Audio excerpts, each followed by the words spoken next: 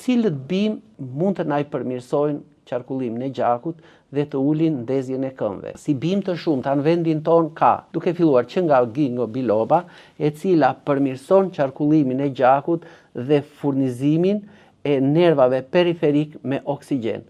Ginkgo biloba kemi edhe në vendin ton, ajo mund të ketë ardhur diku nga vitet 65.